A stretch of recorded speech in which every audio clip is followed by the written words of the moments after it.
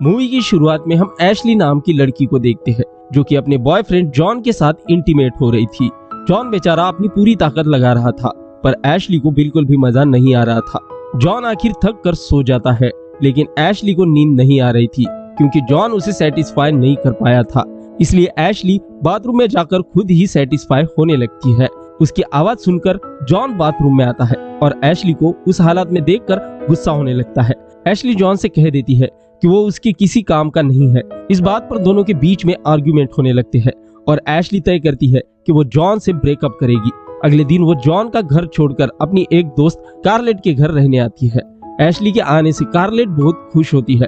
कार्लेट उसे अपना पूरा घर दिखाती है जहां एशली को बाथरूम में रखी अजीब चीजें दिखाई देती है। तो कार्लेट उसे कहती है कि ये सारी चीजें डिलेन नाम की लड़की की है जो यही इनके साथ रहती है। अगले दिन एशली अपने लिए जॉब ढूंढते हुए एक कॉफी सेंटर में आती है जहां पर उसे एक लड़का और एक लड़की इंटीमेट होते हुए दिखते हैं। एशली उन्हें बिना आवाज देते हुए बस उनकी तरफ देख रही थी। तभी वो लड़का उसे देख लेता है और तुरंत बाहर आ जाता है। इस लड़के का नाम होता है रैफ। वो एशली को पूछता है कि उसे क्या चाहिए।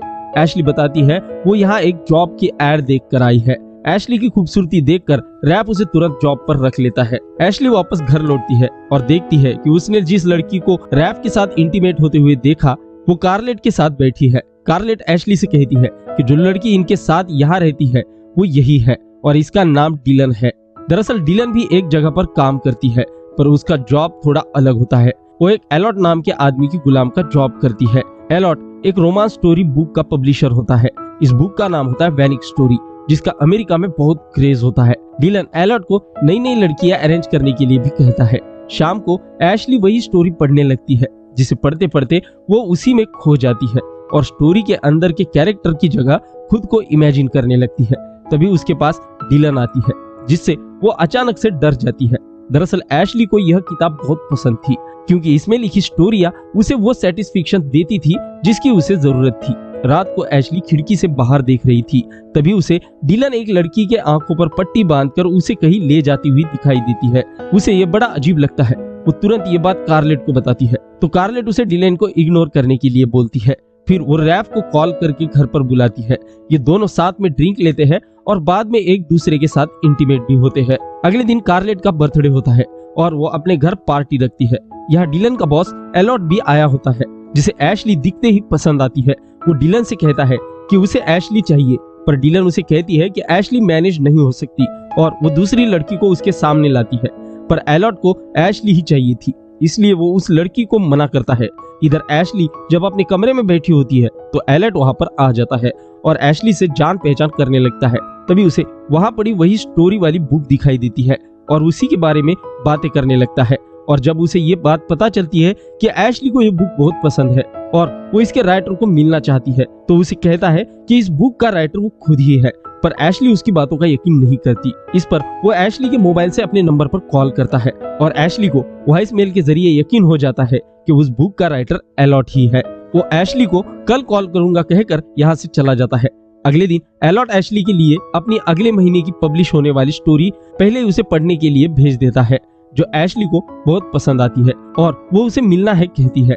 पर एलॉट उसे कहता है कि वो उसे कल फोन करेगा। इधर एलॉट ने जब से एशली को देखा तब से वो डिलन को इग्नोर करने लगा और इससे डिलन के मन में भी एशली को लेकर गुस्सा आने लगा। अगले दिन एलॉट एशली को कॉल करता है और उसे उस बुक में से एक स्टोरी पढ़कर सुनाने के लिए कहता है। एशली अब बड़े ही रोमांटिक अंदाज में उसे वो कहानी पढ़कर दिखाने लगती है पर आधे में ही वो उसे रोक देता है और बाकी कहानी जब वो कहे तब पढ़ने के लिए कहता है। फिर वो उसे लेटर भेजता है और कहता है कि तुम मेरी गुलाम बनो, मैं जैसे कहता हूँ बस वैसे करो। एशली भी उसकी बात मान जाती है क्योंकि इन सब में उसे भी बहुत मजा आ रहा था। एक दिन एशलेट अपनी मॉडलिंग फोटो खिंचवाने जाती है जिसकी वजह से वो एलॉट का कॉल रिसीव नहीं कर पाती। वो जब वापस उसे कॉल करती है तो एलॉट एशली से कहता है कि तुमने गुलामों वाला रूल्स तोड़ा है जिसकी तुम्हें सजा मिलेगी। फिर वो उसे सजा देता है कि उसे अपनी दोस्त से मार खाना होगा। एशली शाम को घर आती है और कार्लेट को उसे मारने के लिए कहती है। सजा खत्म होने के बाद एलॉट अब एशली को रात को ही अपने घर आने के लिए कहता है। ये सुनकर एशली बहुत खुश होती है।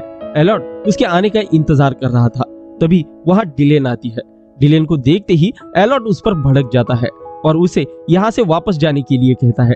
जब वो नहीं मानती तो एलॉट उसे एक कमरे में मुंह पर टेप लगाकर बंद कर देता है।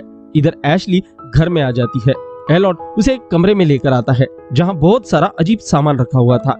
एलॉट एशली को बांध देता है और फिर उसे मारने लगता है, जिससे एशली को बहुत दर्द हो रहा था। फिर वो एशली के साथ इंटीमेट होता है।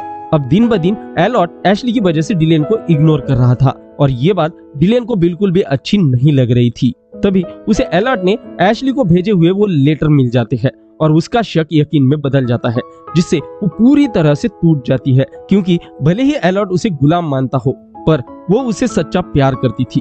तभी वो एलॉट के कमरे में आती है और एलॉट के लैपटॉप से कुछ वीडियोस अपने पेन ड्राइव में ले लेती है। इधर एलॉट पूरी तरह से एशली में खो गया था।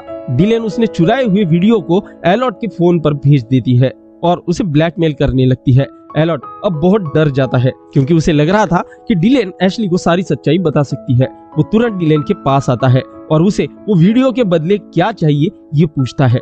इस पर डिलेन कहती है कि मुझे एशली चाहिए पूरी रात। एलॉट को अब ना चाहते हुए भी उसकी बात माननी पड़ती है और वो यही बात आकर एशली को बताता है, पर वो उसे डिलन का नाम नहीं बताता।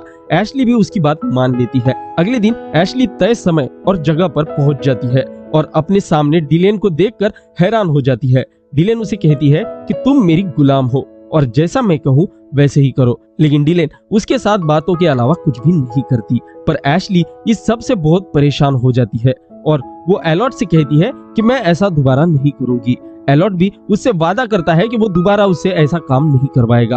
अगले दिन एशली घर आती है तो डिलेन अपना सारा सामान पैक करके कहीं जा रही थी, पर जाने से पहले वो एशली को एक वीडियो क्लिप दिखाती है जिसमें एलॉट डिलेन के साथ इंटीमेट होकर कह रहा था कि लोगों को लगता है कि मैं ही उस बुक का असली राइटर हूँ। ये देखकर एशली समझ जाती है एलॉट ने उसे उस दिन झूठ बोला था और उसे फंसाया है। एशली को एलॉट का अब बहुत गुस्सा आता है। सारी सच्चाई एशली को बताकर डिलेन हमेशा के लिए यहाँ से चली जाती है। इधर एलॉट एशली को कॉल कर रहा था पर वो उसका कॉल रिसीव नहीं करती, इसलिए उसे मिलने के लिए वो उसके घर तक पहुंच जाता है। एशली उसे यहाँ से जाने के लिए कहती है। एलॉट उसे समझाने की कोशिश करता है पर एशली उसकी कोई भी बात सुनना नहीं चाहती थी, इसलिए वो उसे थप्पड़ मारकर यहाँ से जाने के लिए कहती है। एशली को रोता हुआ दिखाते हुए ये मूवी भी यहीं पर खत्म हो जाती है।